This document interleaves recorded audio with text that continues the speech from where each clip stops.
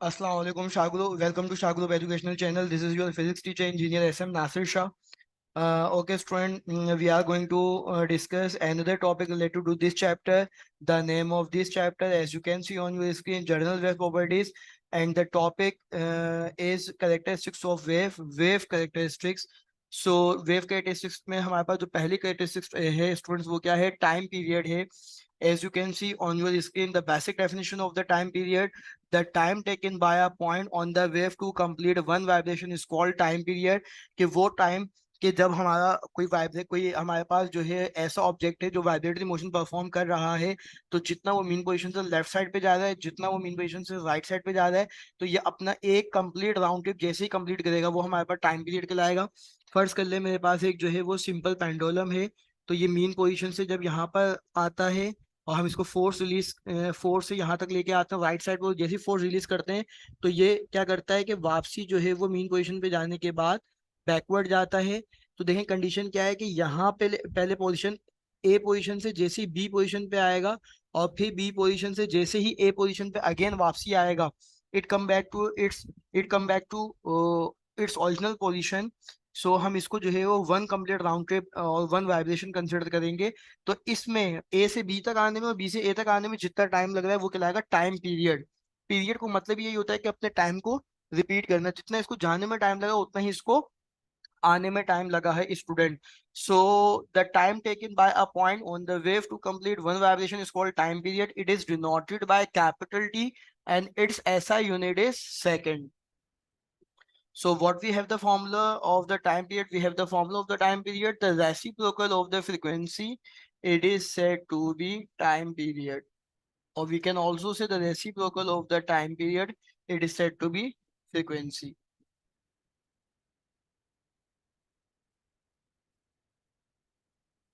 Okay student, अगर मैं frequency की बात करूं तो the number of complete wave produce by a source in unit time is called frequency.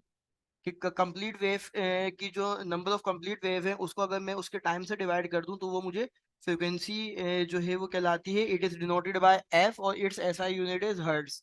तो फ्रीक्वेंसी का फॉर्मूला क्या बन सकता है कि नंबर ऑफ वेव, और we can say also number of oscillation divided by time.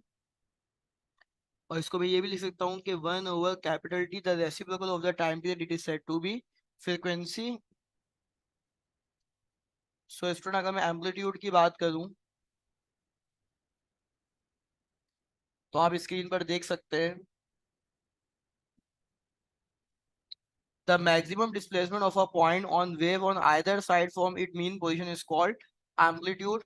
First कर लें, अगर मेरे पास ये पेंडुलम है स्टूडेंट, तो आप देखें इसका जो मैक्सिमम पॉइंट है वो, फर्स्ट कर लेंगे मैंने ए और बी को मार्क किया है, तो ये ए जो है इसका मैक्सिमम पॉइंट है। तो ये मीन पोजीशन से लेके मैक्सिमम डिस्प्लेसमेंट का फासला एम्पलीट्यूड कहलाएगा। मीन पोजीशन से लेके मैक्सिमम पोजीशन तक का फासला, मैक्सिमम डिस्प्लेसमेंट तक का फासला एम्पलीट्यूड कहलाएगा। और इसको हम वेव की फॉर्म में भी देख सकते हैं कि मीन पोजीशन से लेके मैक्सिमम पोजीशन तक का फासला क्या कहलाएगा? एम्पलीट्यूड कहलाएगा। मीन पोजीशन से लेकर मैक्सिमम पॉइंट तक का फासला क्या कहलाएगा? ये भी एम्पलीट्यूड कहलाएगा। ओके स्टूडेंट, अगर मैं वेवलेंथ की बात करूं तो वेवलेंथ का सिंबल क्या होता है? लैम्डा। इसको लैम्डा प्रोनाउंस करते हैं LAMBDA। होता क्या है ये बेसिकली कि अगर मेरे पास एक वेव है जो कि कर्व और ट्रफ पे बेस कर रही है, तो the distance between two conservative curve and trough it is said to be wavelength. तो दो यूं समझ ले, कर्व से कर्व तक का फासला वेवलेंथ कहलाएगा, ट्रफ से ट्रफ तक का फासला वेवलेंथ कहलाएगा। In transverse wave the distance between two conservative curve और trough, and in longitudinal wave the distance between two consecutive compression and rarefaction. Transverse wave है तो क्रस्ट से ट्रफ तक का फासला वेव टू कंसेक्यूटिव क्रस्ट का या टू कंसेक्यूटिव ट्रफ का फासला जो है वो वेवलेंथ है। और अगर लॉन्गिट्यूडनल वेव है तो उसमें टू कंसेक्यूटिव कंप्रेशन या रेरिफिकेशन का जो फासला क्या है वो wavelength. It is noted by lambda और its SI unit is metre. क्योंकि वेवलेंथ है तो इसकी यूनिट भी क्या होगी स्टूडेंट्स? मीटर होगी। वेलोसिटी ऑफ वेव की अगर हम बात करें स्टूडेंट्स, तो वेलोसिटी ऑफ वेव क्या कहलाता है कि rate of covering displacement bye a wave is called velocity of wave. कि अगर कोई फासला तय हो रहा है वेव के जरिए तो वो वेव की रफ्तार कहलाएगा, वेलोसिटी ऑफ वेव कहलाएगा। इट्स डिनोटेड बाय वी और its SI unit is metre per second. जैसे v is equal to lambda F है, तो लैम्डा की यूनिट क्या हो गई, मीटर। एफ क्या होता है, 1/टाइम होता है, तो 1/सेकेंड, तो ये बन जाएगा मीटर पर सेकेंड। इसका रिलेशन क्या होता है, v is equal to lambda F या v is equal to F lambda, v for velocity, lambda for wavelength और f for frequency. So student, another definition related to this chapter, as you can see on your screen, we have the first definition of crust right now. In a transverse wave, the highest point with maximum upward displacement is called crust. अगर मैं एक wave draw करूं आपके सामने screen पर, तो आप देख सकते हैं इसका अपर पार्ट क्रस्ट है, इसका लोअर पार्ट ट्रफ है, फिर क्रस्ट है और फिर क्या आएगा बेटा, ट्रफ आएगा। तो ट्रांसवर्स वेव में जो हाईएस्ट पॉइंट होता है ये क्रस्ट का कहलाता है पार्ट, और जो लोएस्ट पॉइंट होता है वो ट्रफ पार्ट कहलाता है। तो देखें जरा, in a transfer wave the highest point with maximum downward displacement is called trough. Maximum upward displacement crest है, मैक्सिमम डाउनवर्ड डिस्प्लेसमेंट ट्रफ है, as you can see on your screen. Compression की अगर मैं बात करूं, जो कि लॉन्गिट्यूडनल बेस में कंप्रेशन और रेयरफेक्शन फॉर्म होते हैं, so the region of longitudinal wave in which the particle are closest together are called compression. Compression में कि जो बेसिकली लॉन्गिट्यूडनल वेव में जो पार्टिकल बहुत ज्यादा क्लोजेस्ट होते हैं वो कंप्रेशन का पार्ट होता है, और जो फार्दर अपार्ट होते हैं, थोड़ा दूर दूर होते हैं, वो रेयर सेक्शन का पार्ट होता है, as you can see on your screen. So what we have the basic definition of rare section, the region of longitudinal wave in which the particle are farthest part, जैसे कि मैंने अभी आपसे discuss किया। We can also say rare section. Okay, student, we have the derivation right now, as you can see on your screen, the relation between velocity, frequency, and wavelength of a wave. In mathematical form, we call as v is equal to f lambda. So first we have the basic definition, the relation between velocity, frequency, and wavelength. As velocity of wave is the rate of covering displacement by a wave. Therefore, what we have the basic formula of velocity, we have the basic formula of the velocity v is equal to displacement upon time. So let a point on a wave cover distance of one wavelength lambda. अगर ये बात कर दूं आपसे कि अगर ये wave distance cover कर रही है और उसकी वेवलेंथ जो है स्टूडेंट वो लैम्डा है, then the time required to cover distance is called time period. और जितनी टाइम के अंदर वो वेव कवर हो रही है उसका टाइम जो है वो टाइम पीरियड है। So we have write as we can write as t is equal to lambda and t is equal to capital T. So we will put right now d is equal to lambda and t is equal to capital T. So we have the final expression v is equal to lambda upon t.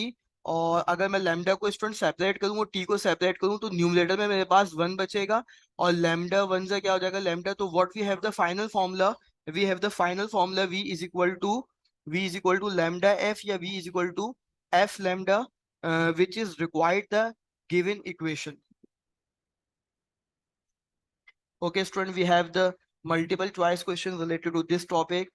Uh, the first MCQ related to this topic, as you can see on your screen, which of the following characteristics of a wave is independent of the other? We have the four option right now. Option A is speed, option B frequency, option C amplitude, और option D wavelength. कि हमारे पास जो है वो कौन सी wave की characteristics है जो इंडिपेंडेंट है, इसके स्पीड के है, फ्रिक्वेंसी के है, एम्पलीट्यूड के है या वेवलेंथ के। So the correct option is option C, amplitude के। और अभी हमने इसी से रिलेटेड एक डेरिवेशन आपसे सॉल्व करवाई, the relation between velocity, frequency and wavelength of a wave. So student, इसका आंसर आपके जहनों में यकीनन सही आ रहा होगा और आप मार्क कर चुके होंगे। Option A V F is equal to lambda, option B F lambda is equal to V, option C V lambda is equal to F, and the final option D, V is equal to lambda upon F. So the correct option is option B, V is equal to F lambda. Okay student, highest point of transverse wave with maximum upward displacement, अभी हमने discuss किया आपसे कि maximum upward displacement होगा तो crust होगा, trough होगा, compression होगा, रेयरफेक्शन होगा। तो सबसे पहले तो देखें ट्रांसवर्स वेव है और दूसरा मैक्सिमम अपवर्ड डिस्प्लेसमेंट है। सो यकीनन इसका भी स्टूडेंट्स आप आंसर सही लगा पाएंगे। The correct option is option A, crust.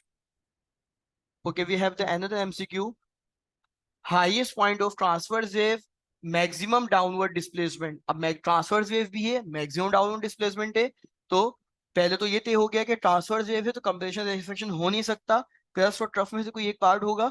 तो अगर ट्रांसवर्स वेव है और फिर मैक्सिमम डाउनवर्ड है, so the correct option is option B, trough आएगा। The region of longitudinal wave in which the particles are closest together are called. अब देखें एक बात तो पहले यही डिसाइड हो गई कि लॉन्गिट्यूडनल वेव है तो क्रस्ट रफ नहीं हो सकता, कंप्रेशन रेफेक्शन होगा, और क्लोजेस्ट पार्ट है स्टूडेंट, तो यकीनन इसका आंसर आप सही दे पाएंगे कि सर क्लोजेस्ट पार्ट में तो कंप्रेशन आता है। So the correct option is option C, compression. Okay, next MCQ है the region of longitudinal wave in which the particle are farthest apart is called. तो फारदेस्ट अपार्ट के अंदर condition क्या होगी हमारे पास? Correct option is option D, rarefaction. Okay student, next MCQ है in transverse wave the distance between two consecutive crest और trough is called. कि अगर मैं क्रस्ट से लेके ट्रफ तक का फासला, अगर तो कंसेक्यूटिव क्रस्ट और ट्रफ आपस में जो है वो इनका मैं डिस्टेंस चेक करूं, तो ये डिस्टेंस एक्चुअली वेवलेंथ कहलाता है हमारे पास। So the correct option is option D, wavelength. और one complete round trip of a vibrating body about it mean position से अगर कोई ऑब्जेक्ट अपना राउंड ट्रिप कंप्लीट करता है और उस राउंड ट्रिप कंप्लीट होने में जितना टाइम रिक्वायर्ड है एक्चुअली, तो वो क्या होगा हमारे पास? टाइम पीरियड होगा। सो the correct option is one complete round trip of a vibrating body about it mean position. अगर कोई ऑब्जेक्ट मीन पोजीशन से जितना आगे की तरफ जा रहा है उतना ही पीछे की तरफ आ रहा है, तो अपना वन राउंड कंप्लीट कर रहा है, तो ये वाइब्रेशन कहलाएगी student. So the correct option is option A, vibration. और इस वाइब्रेशन में जितना टाइम रिक्वायर्ड होगा वो टाइम पीरियड कहलाएगा। So the next MCQ, the correct option is option B, time period. Okay, student, the number of vibration or cycle per second, we have four option right now: vibration, time period, frequency, amplitude. So the correct option is option C, frequency, जो कि आप तमाम student ने इसका सही answer mark किया है। Unit of time period की अगर मैं बात करूं, सो टी का फॉर्मूला क्या होता है हमारे पास? 1/f। तो टी का फॉर्मूला हमारे पास स्टूडेंट क्या है? 1/f है। टाइम पीरियड की अगर मुझे यूनिट निकालनी है, तो कंडीशन ये हो सकती है हमारे पास बेसिकली कि एक तो टाइम पीरियड है, तो टाइम का मतलब क्या होगा हमारे पास? कि लाजमी सी बात है टाइम पीरियड सेकंड ही होगी। इसको हम ड्राइव भी कर लेते हैं। एफ का मतलब क्या होगा? एफ 1/t है, ये टी डिवाइड होगा ऊपर जाके मल्टीप्लाई होगा, और टी टाइम पीरियड किसके बराबर हो जाएगा फिर? सेकंड के। So the correct option is option A, second. और यूनिट ऑफ फ्रिक्वेंसी की बात करूं तो एफ का फॉर्मूला क्या होता है? 1/t।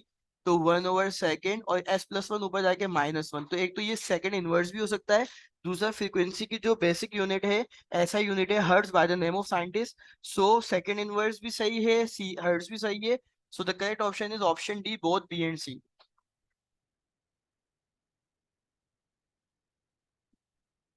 Okay student, the maximum displacement of a vibrating body on either side from its mean position. अभी हमने इसको डिस्कस किया, वाइब्रेशन था, टाइम पीरियड था, फ्रीक्वेंसी या एम्पलीट्यूड के मीन पोजीशन के आइदर साइड, राइट साइड पे हो या लेफ्ट साइड पे हो, अपवर्ड हो या डाउनवर्ड हो, तो मैक्सिमम जो डिस्प्लेसमेंट होगा मीन पोजीशन से वो एम्पलीट्यूड कहलाएगा।